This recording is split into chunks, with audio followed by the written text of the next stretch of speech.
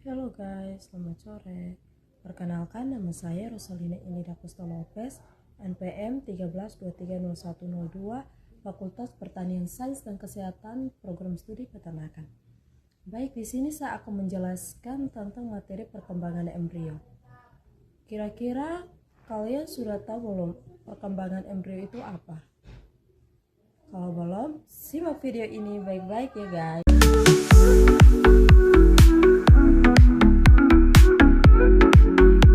Pertumbuhan dan perkembangan pada hewan serta manusia terdiri atas dua tahap, yaitu tahap embrionik pada saat dalam kandungan dan tahap pasca embrionik setelah dilahirkan.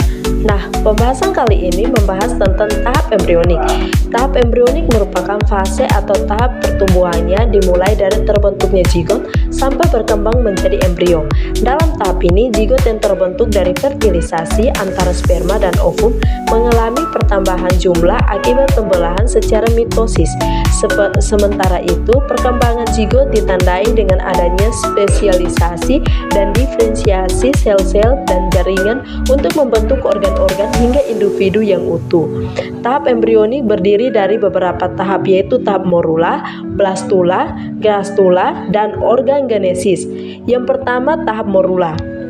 Pada tahap ini, zigot mengalami pembelahan mitosis terjadi berulang-ulang dari 2, 4, 8, 16, 32, sampai 64 sel. Begitu seterusnya. Sel-sel yang berbentuk dinamakan blastomer saat mencapai 64 sel, dan blastoner berbentuk bola sel yang tidak beronggang seperti buah Aribae, dan dinamakan morula yang berasal dari bahasa Latin morus yang artinya Aribae. Tahap kedua, tahap blastula.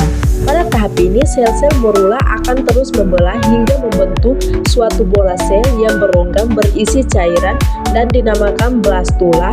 Ronggang pada blastula dinamakan blastosol, sedangkan tahap pembentukan itulah dinamakan blastulasi. Tahap ketiga, tahap gastrulasi.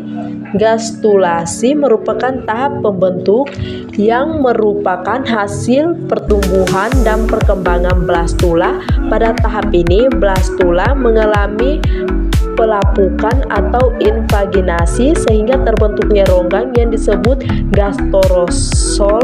Lubang tempat pelapukan disebut boskover yang kelak akan berkembang menjadi anus. Pada tahap akhir gastrulasi akan terbentuk 3 lapisan jaringan embrional, yaitu ektodem bagian luar, mesodem bagian tengah, dan endodem bagian dalam. Ketiga lapisan ini nanti akan berkembang menjadi organ pada tahap organgenesis. Yang berikut tahap organgenesis.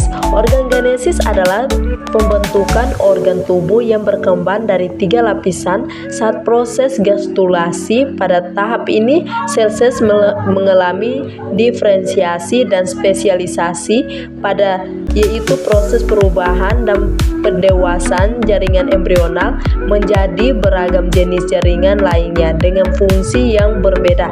Lapisan ektodem berkembang menjadi rambut, kulit, sistem saraf, dan indera lapisan. Lapisan mesodem berkembang menjadi otak, ronggang atau alat reproduksi, alat-alat pendarahan, dan alat ekskresis. Sedangkan endodem berkembang menjadi alat-alat pencernaan dan alat pernafasan. Diferensiasi dan spesialisasi jaringan embrionik akan menghasilkan berbagai organ hingga akhirnya berbentuk embrio secara lengkap dan utuh. Proses pertumbuhan zigot menjadi embrio akhirnya berkembang menjadi janin atau fetus. Proses tersebut berlangsung di dalam rahim atau uterus induk betina. Masa pertumbuhan janin disebut kehamilan. Pada manusia, masa kehamilan sekitar 9 bulan, dan jika usia sudah cukup maka janin akan dikeluarkan dari uterus melalui proses kelahiran. Sekian dan terima kasih, oke?